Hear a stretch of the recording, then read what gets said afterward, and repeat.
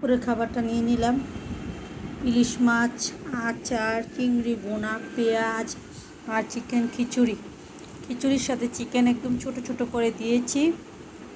আর এখানে ভাজা মাছ নিয়েছি। ভাজা মাছটা আমার এত পছন্দের, জাটকা ইলিশ যেটাকে বলে, ওইটা ভেজেছিলাম।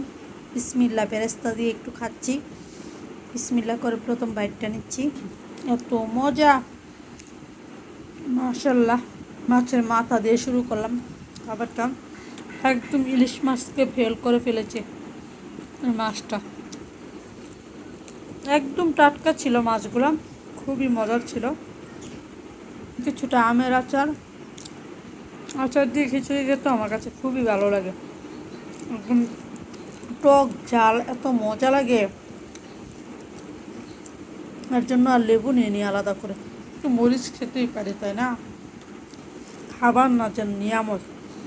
একটু চিংড়ি মাছের গ্রেভি নিচ্ছি। চিংড়ি মাছ দিয়ে খিচুড়ি কমই খাওয়া হয়। দেশি চিংড়ি মাছ, যেটা বড় বড় চিংড়ি মাছ, এটা এনেছিলাম। দেশি চিংড়ি মাছ তো এর চেয়ে বড় হয় না। অনেক মজার খাওয়া। একটু আচার নিলাম, একটু চিংড়ি নিলাম,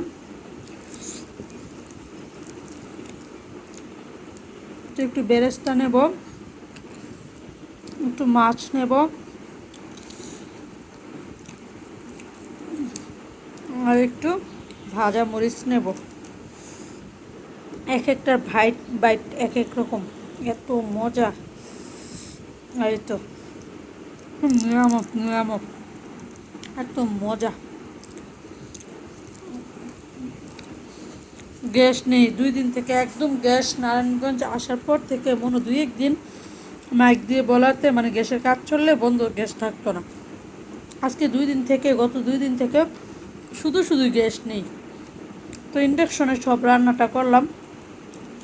ইন্ডাকশনে প্রেশার কুকারে রান্না করলাম, ইন্ডাকশন প্রুফ প্রেশার কুকারটা, খিচুড়িটা।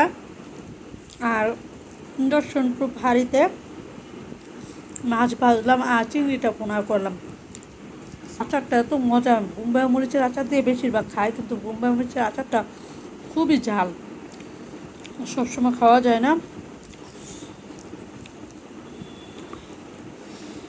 অমৃত। আচারের একটা টক টক ফ্লেভার, আর চিংড়ি মাছের স্বাদ, মানে সব কিছু মিলিয়ে পারফেক্ট কম্বিনেশন। খিচুড়ির সাথে একটু আচার না হলে ভালো লাগে না। খেতে থাকলে সবাই ভালো থাকবেন। আল্লাহ হাফেজ।